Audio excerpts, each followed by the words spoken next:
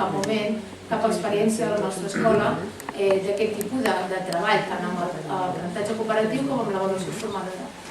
I els pares van començar a rebre una sèrie d'inputs a través dels nens que van valorar com molt positius, tan positius que a l'acabar el 6è ens van dir que què ens podien fer de regal de final de curs, perquè estaven encantats d'això i que volien transmetre això que havien viscut a primària.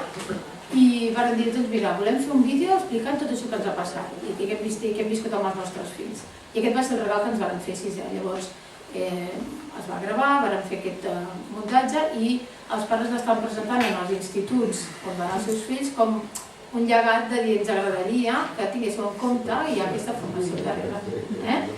No tots els pares són igualment entusiastes, hi ha moltes maneres de mirar i això passa perquè, clar, s'ha de conèixer. Si ens costa els mestres, imagineu els pares que el referent que tenen per si mateixos són els referents que han viscut com a alumnes i per tant aquest és l'espai de seguretat que ells interpreten tot el que els arriba i quan els arriba una nota a casa als pares l'interpreten en funció d'aquesta mirada particular i personal. Per tant, ens falta molt en cada comunitat. Llavors, aquí es exposa una miqueta què han entès això de l'aprenentatge cooperatiu i què han entès una mica de l'avaluació formadora. I també van gravar els nens explicant què havien entès amb tot això de la rúbrica. Llavors, us deixaré una miqueta perquè veieu, quan treballes d'aquesta manera, que bàsicament el que estem fent és compartir els objectius, perquè és el gran repte, que els mestres quan hem d'anar a fer ara volem fer aquella sortida, volem fer aquella activitat i tots els nostres objectius al cap, però clar, si no els hi comparteixem amb l'alumne, com sabrà l'alumne què ha de fer, com ha de fer i cap on ha d'avançar? No, anem d'excursió, sí, però on, què fer? D'acord? Llavors aquest és el repte. Per això dic que és tan important aquesta primera fase de com comencem qualsevol unitat didàctica, si ja pensem en aquesta manera de dir això ho haig de compartir amb ells, de quina manera ho comparteixo. I te n'adones de la importància de la conversa i del llenguatge i dels codis diferents que tenim. I que nosaltres estem aquí dalt i els nens estan aquí baix i que no és que no facin les coses perquè no en saben, és que no ens han entès, perquè no hem explicat prou bé l'objectiu. I això ens passa als grans. Doncs imagineu-vos encara la diferència d'edat, de context i de tot el que hi ha. I és un esforç que hem de fer. Llavors, són processos molt lents perquè, clar, treballar tot el tema aquest de vocabulari, de llengua, d'entesa, del missatge que hi ha al darrere, és un element molt important. Llavors us poso, per exemple, al punt 17, on veureu unes mames que parlen d'això, que estan molt contents de què era això de l'avaluació i una miqueta els nens que expliquen què és la rúbrica. Molt bé, llavors ells creuen que ja a la prova trauran un excel·lent, llavors que si mai no estudien perquè creuen que trauran un excel·lent i llavors quan arriben allà y les donen la nota, llavors tenen com regal. Es un sistema bueno porque les hace pensar y les hace incluso discutir entre. Vam posar un petit grup i després en gran grup perquè ens adonessin del que tenia que tindre coherència. I va costar una mica perquè potser jo penso que la coherència és una cosa però potser una altra li vol afegir una cosa i ens costa posar-te d'acord. Nosaltres, per posar-nos d'acord, quan consensem amb tota la classe, a cada un diu les seves raons i ens anem explicant a cada un perquè creiem que la nostra opinió. Un treball de l'autoestima dels alumnes és molt diferent.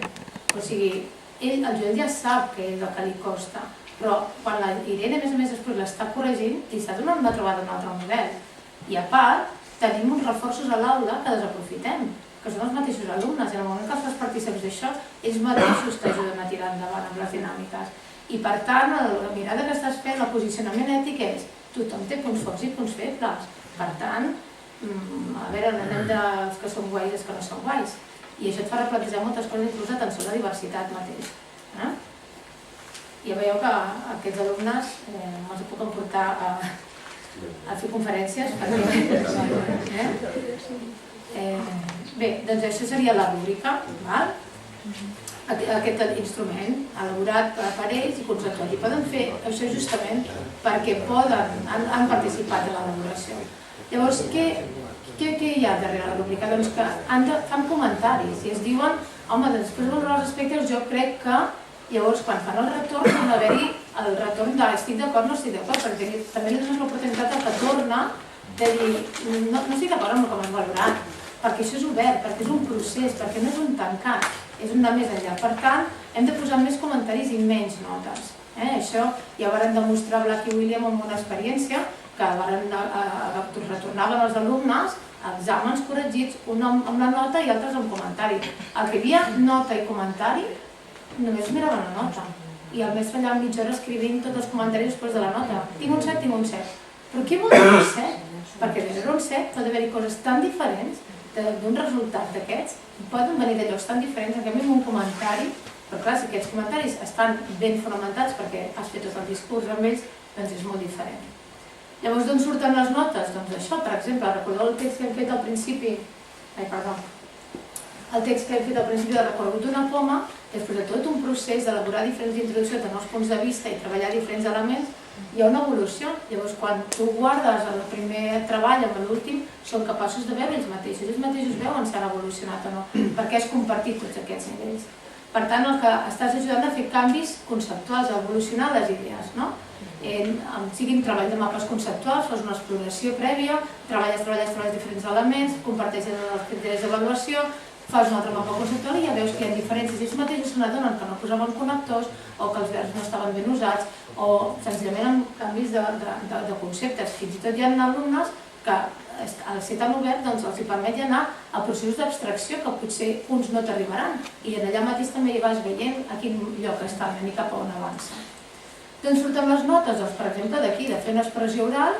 Aquí hi havia alumnes que es preparaven una expressió oral en grup i la valoració per cada un dels criteris consensuats entre tots i el grup classe valorava aquells criteris. Per tant, aquí tenim la triangulació. Si tens més 3 o 4 resultats que s'assemblen, segurament és aquest resultat. I tens una activitat d'avaluació que et permet recollir aquestes informacions. Si vas recollint totes aquestes bases d'orientació, aquestes rúbriques, amb la idea aquesta que se'n diu del portfoli i el portfoli digital, doncs seria això, és la propietat i llegat intel·lectual de l'alumne. No és allò el dossier, me l'emporto a casa i el guardo i s'ha acabat perquè ja hem acabat aquest tema, sinó que ens ho quedem perquè llavors ells amb això van veient la seva evolució i són capaços de fer el seu informe personal final. Per tant, ens hem de pensar si té sentit només fer una avaluació final, perquè serveix per posar una nota, si s'ha pres, però poses una nota i poses a prova i dius, vale, sí, però poso a prova perquè veure si he prioritat. Però ha de ser una miqueta coherent en tot el procés. Si fas un gran projecte amb tot això de rúbriques i al final l'únic que val és l'avaluació de l'examen típic tradicional, el nen dirà, no m'esforço en res de tot això i ja me'n vaig directament. Això que és el que em demanes, perquè el que nosaltres donem valor són els nens que ells fan, perquè ells volen aprovar, que és un dels seus objectius, i aquí el que volem és que aprenguin. També aprovar, però aprendre sobretot. I sí que va possibilitar reconèixer els aspectes que has de fer, però una avaluació final només té èxit si és coherent, com us deia, i si tu saps que el nen pot tenir èxit. No podem posar proves d'aquestes de qualificar quan saps que aquell nen està a punt de saltar al precipici. I ara, aquí et pillo, perquè ja veuràs ara com te'n sortiràs. L'autoestima se'n va per terra. Crec que una de les obligacions que tenim a l'educació pública i obligatòria, pública, concertada, privada i obligatòria, però fins a 16 anys, és dir, que els nens trobin els seus punts forts per tirar endavant a la vida. I si volen anar a la universitat, ja serà, però no és la nostra finalitat. Crec, i per això penso d'aquesta manera. Per tant, si hi ha probabilitats d'èxit, fes-ho. Si no, és absurd, perquè ja saps que ho passarà malament i fragament. Per tant, quan treballes d'aquesta manera, ells són capaços de generar el seu propi informe.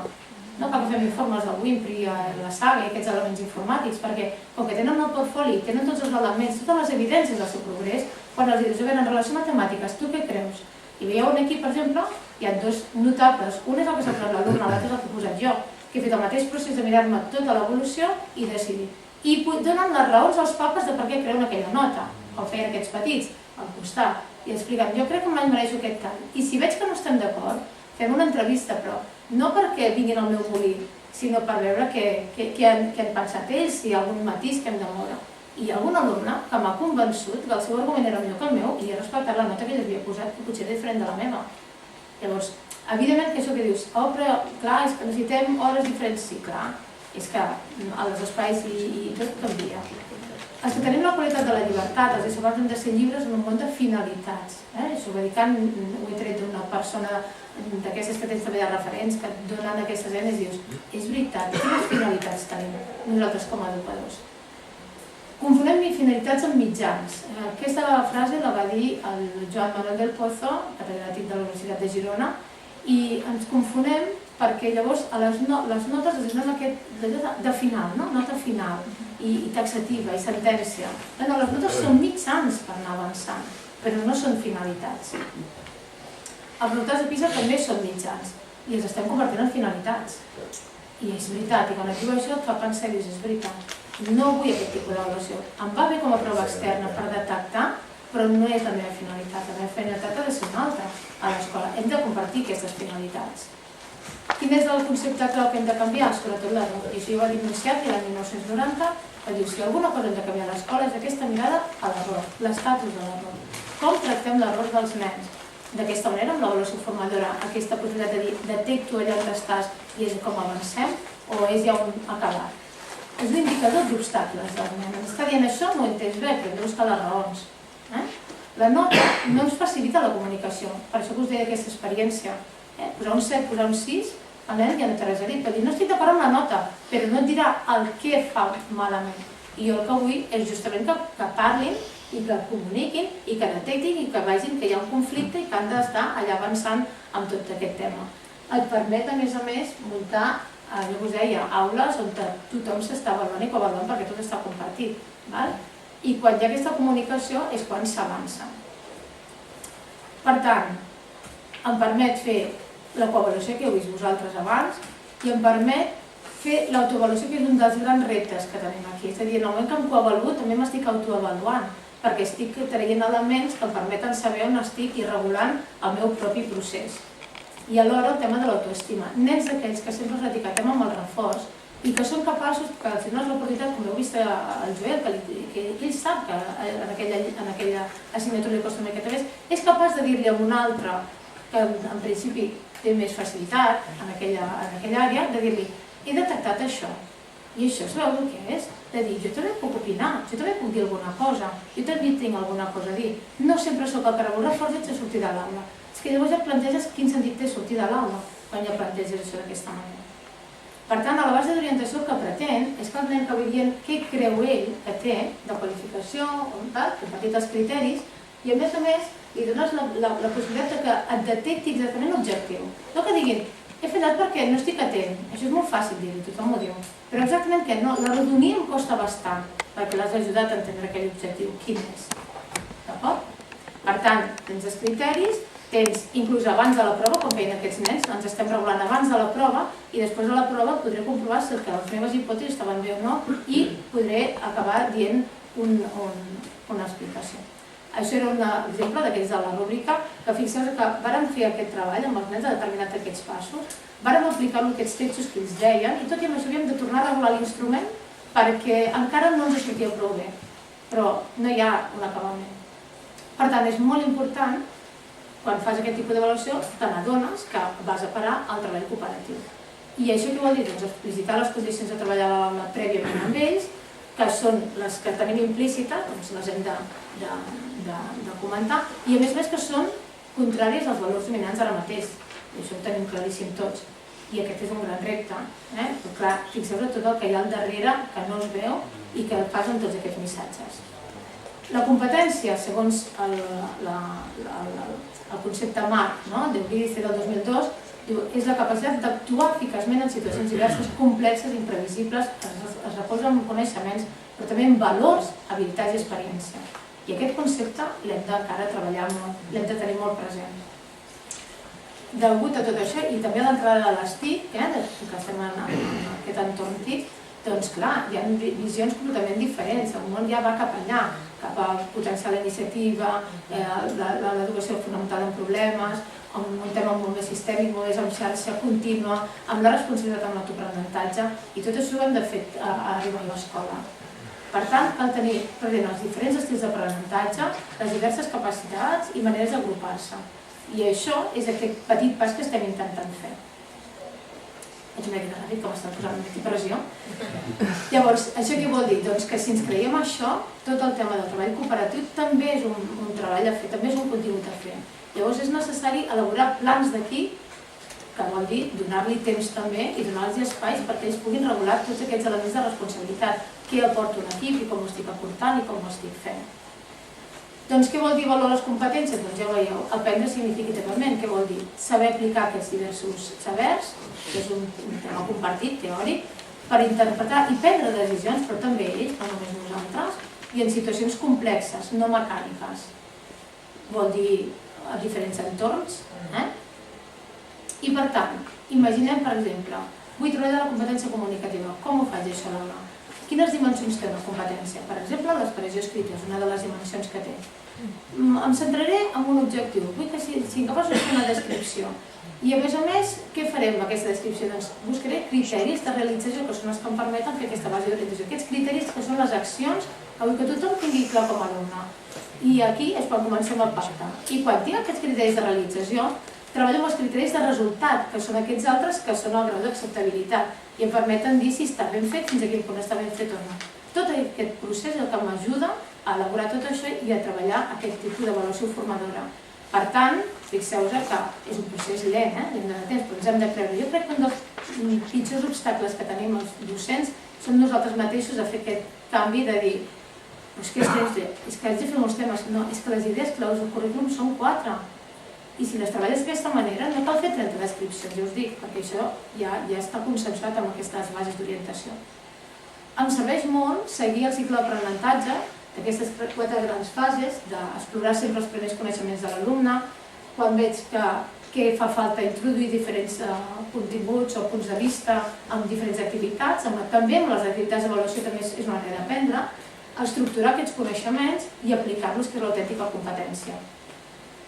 Llavors, clar, com ho puc fer? Com us he dit abans, amb conversa, amb mapes conceptuals, hi ha molts instruments d'avaluació, no solament fer bases d'orientació. Una conversa també pot servir mapes mentals, conceptuals, qüestionaris com els KPCI o senzillament treballs manipulatius que poses perquè ells puguin deduir els conceptes. Els dibuixos, i sempre mantenint els mateixos objectius per tothom, fins a cert punt, perquè també hi ha casos de nens que potser sí que necessiten adaptacions, però el que hem de millorar també són les estratègies. Però en tot cas no diré d'entrada tu no pots. En diferents contextos, també personals, la complexitat, que us deia, problemes del cicle de l'aigua, què és això, i sempre tenir en compte aquestes diferents habilitats, pensar, fer, comunicar, és tot el que hem d'intentar integrar en els nostres projectes. No anar només als nens que van malament, els posem la part mecànica i els que són trempats la part de complex que puguin explicar. No, si treballem d'aquesta manera, tots hi som partits seus. Aquest és un exemple d'una aplicació, que ja ho explicaré en un altre moment, però bàsicament és una base d'orientació feta com l'aplica en una situació real publicada en un diari, després de fer tot el treball d'argumentació. Per tant, avaluar és acompanyar els nens i nenes per la millora òptima de les possibilitats de cadascun d'ells en relació a la seva posició de sortida. I això no ho he dit jo, però també aquestes persones referents de les que bevem els mestres per poder tirar endavant. Aquest és el gran repte. Jo crec que aquí les tecnologies ens ajudaran molt, perquè ens estan ajudant a trencar aquestes parets, aquestes barreres. Si ens hem cregut que realment, i ho comentàvem amb les companyes, que ens hem cregut que tothom surt de llocs diferents, per què hem d'arribar tots al mateix lloc, no? Intentem a partir del procés de sortida, si algú avança una miqueta, és aquest avenç, és aquest acompanyament, és un recorregut de vida que fem durant un temps determinat i després, llavors, donem-los aquestes habilitats. I tot això per què? Doncs vull acabar amb una adaptació d'un poema que segurament que el coneixeu i que diu així: he sentit un món nou perquè vull, perquè no m'agrada aquest i el vaig veure millor, perquè vull, perquè sé que és millor. Tot comença en un mateix. I us deixo amb aquest poema, que tots el coneixeu perquè ve d'aquesta cançó.